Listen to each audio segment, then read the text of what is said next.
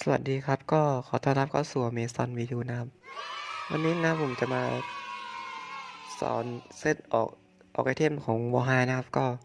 ก่อนนู้นนะครับก็อย่าลืมกดติดตามกดแชร์นะครับให้เพื่อนๆน้องๆพี่ๆครูด้วยนะครับเวลาลงแรงจะได้ออกของถูกนะครับผมก็ Okay. เป็นยังไงนะครับก็ไปกันเลย Let's go สายแรกนะครับก็จะออกเป็นสายไฮบริดนะครับก็ชิ้นแรกก็จะเป็นก้อนเหลืองๆใช่ไหมแล้วก็ก้อนชิ้นที่สองก็จะเป็นรองเท้าวอลบูทนะครับช่วยในการตีเร็วนะครับชิ้นที่สามก็จะเป็นดาบสายฟ้านะครับชิ้นที่สี่ก็จะเป็นฟอสเคปนะครับชิ้นที่ห้าก็จะเป็นอ่าอะไรวะขวานนะขวานสโลว์ขวานสโลว์แล้วก็ชิ้นที่หกก็จะเป็นตัดเลือดใช่ไหมครับแต่ว่าผมนะครับจะออกเป็นเปลี่ยนเซตจากโปรเพลเยอร์หน่อยนะครับก็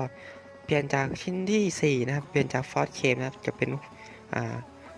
ทารอนแทนแล้วก็ตามหมอมข้างบนแล้วก็เซตน่าจะประมาณนั้นครับถ้าสมมติไม่มีตัวฮีเลือดก็ไม่ต้องซื้อตัวตัดเลือดมานะครับก็จะเป็นออกของตายเกิดแทนนะครับถ้ามีนะครับถ้ามีของแบบตัวที่แบบอย่างทาร่านะครับตัวฮีเลือดอย่างลอเรียลนะครับก็สามารถนะครับอ่า ออกของตัดเลือดได้เลยนะครับก็ผมครับก็จะใช้รูนแบบในการช่วยแบบการตีเร็วนะการตีเร็วนะ26%เลยนะครับก็อเว10ก้อนนะครับสปิริต10ก้อนนะครับดากอนคอย10ก้อนนะครับก็น่าจะเซตเทมก็น่าจะประมาณนี้เลยนะครับผมก็การในแบบการแบบเข้าแก๊งนะครับเข้าฝ่ายนะครับก็ถือว่ามีประโยชน์เหมือนกันนะครับเวลาคู่ต่อสู้ครับหรือแบบฝ่ายตรงข้ามเขาเสียเปรียบเขาเลยนะครับเรามีฟอสเคปนะเว้ยฟอสเคปแบบว่าเราสามารถแบบยิงนะครับทำให้เขาแบบหนีช้าเลยนะครับทำให้ไฟนี้รับแบบมีโอกาสนะครับชนะสูงมากนะครับจบได้สูงมากเลยนะครับผมนะครับก็เซตนี้ก็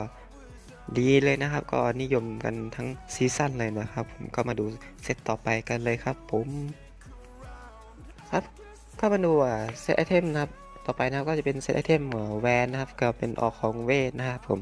เราจะมาพูดข้อดีข้อเสียกันเลยนะครับผมก็ข้อดีนะครับก็ในเรื่องของการใช้สกิลนะครับใช้สกิล1สกิล2หรืออัลติเมทสกิลนะครับก็ที่จะแรงเวอร์นะครับก็ยิงพวกแอสซินนะครับค่อนข้างที่แบบคอมโบเดียวนะครับหรือวันช็อตวันคิวเลยนะครับครับมาดูด้านข้อเสียกันเลยบ้างนะครับก็ข้อเสียเลยนะครับก็คือเคลื่อนที่ช้านะครับเคลื่อนที่ช้ามากนะครับต่อให้คุณใช้อัลติเมทถึง6ถึงแบบโดน6ดอกอะแต่ว่าก็เคลื่อนที่ช้าเหมือนเดิมนะครับนะครับก็ในด้านเลือกป้องกันนะก็ไม่มีเลยนะครับผมไอแบบถ้าคุณเล่น1-1ก็ลิงใช่ไหมถ้าสมมติว่าเจอแบบต่อให้แบบลิงบางก็ตามนะครับถ้าเขาโดนถ้าคุณโดนโจมตีเมื่อไหร่นะโดนโจมตีก่อนนะครับคุณก็จะมีสิทธิ์ตายก่อนเลยนะครับผมครับการเคลื่อนที่ไม่มีการป้องกันก็ไม่ค่อยมีนะครับเซตไอเทมตามนี้ถ้าอยากมีของออกการป้องกันนะครับก็ต้องดูตามสถานการณ์นะครับถ้าอย่างเช่นเมจนะครับเมจเก่งๆนะครับแล้วก็ต้องออกรองเท้ากันซีนะครับก็ถ้ามีแครี่เก่งๆหน่อยก็ออกเป็นรองเท้ากันขยับภาพนะครับนะครับก็มาดูเซตไอเทมต่อไปได้เลยนะครับผมครับก็เซตต่อไปเนี่ยครับก็จะเป็นเซตไอเทมแบบคิติคอนเลยนะครับก็เซตไอเทมก็น่าจะข้างบนตามเหมือนเดิมแล้วเนาะครับก็มาดูพูดเรื่องข้อดีข้อเสียเหมือนเดิมนะก็สายคิติคอนเลยนะฮะก็สายคิติคอนนะครับก็เป็นแต่ก่อนนะซีซั่นก่อนนะก่อนนะนู้นนะครับแต่ก่อนผมแรงมากนะออกเซตไอเทมนั้นนะครับก็มาถ้าถามว่าเล่นซีซั่นนี้ครับก็เล่นได้ไหมถามว่าก็โอเคนะครับก็มันน่าจะโดนปรับเรื่องดาเมจอะไรสักอย่างนี่นะครับทำให้ไอเทมบางชิ้นนะครับไม่สามารถใช้งานได้อย่างเต็มที่เหมือนซีซั่นก่อนเลยนะครับถามว่าทำไมพวกโปรเพลเยอร์นะครับทำไมแบบว่าแมนเป็นแครี่แล้วทำไมไม่ออกแบบสายนี้นะครับมันก็มีคำตอบอยู่นะครับก็แต่มันจะแบบได้คำตอบที่แบบยาวเกินนะครับทำให้คนดูสับสนเลยนะครับก็มาพูดเรื่องนี่ข้อดีข้อเสียแบบข้อดีนะครับก็จะเป็นไอเทมที่แบบตีแรงเร็วนะครับติดคิติคอนบ่อยเลยนะครับถ้าใช้เรื่องรูนนะก็จะเป็นรูนนะครับตีเป็นเทียเลส10 ก้อนนะครับสปิริต10 ก้อนแล้วก็คอย10 ก้อนเลยนะครับครับก็ ก็มาพูดด้านข้อเสียกันเลยนะครับก็เซตไอเทมนะครับดูเลยนะครับว่ามันไม่มีการป้องกันเลยอะไรเลยนะครับก็เป็นสายดาเมจโจมตีล้วนนะครับก็คนที่เล่นเซตนี้นะครับก็ต้องแบบมีสกิลเพลย์ครับค่อนข้างที่จะสูงเลยนะครับโอเคนะก็มาดูเซตไอเทมต่อไปนะเซตไอเทมต่อไปมันเด็ดมากเลยนะครับก็ไปดูกันเลยนะครับไปเลยครับก็มาดูเซตสุดท้ายกันนะครับก็จะเป็นแวนสายแทงนะครับเซตนี้นะครับก็ถามเลยนะครับว่ามีประโยชน์ไหมก็มีประโยชน์นะครับก็เอาไปเล่นนะฮะนะครับเรามาพูดด้านตอนนี้เขาเสียเกินเลยนะครับก็อย่างแรกผมจะพูดเรื่องรูนนะรูนที่ผมจะใช้ก็คืออ่านะครับตีเร็วเหมือนเดิมนะตีเร็วนะครับ26%นะครับเอาเวส10 ก้อนสปิริต10 ก้อนนะฟันคออีก10 ก้อนเลยนะครับผมเทียบ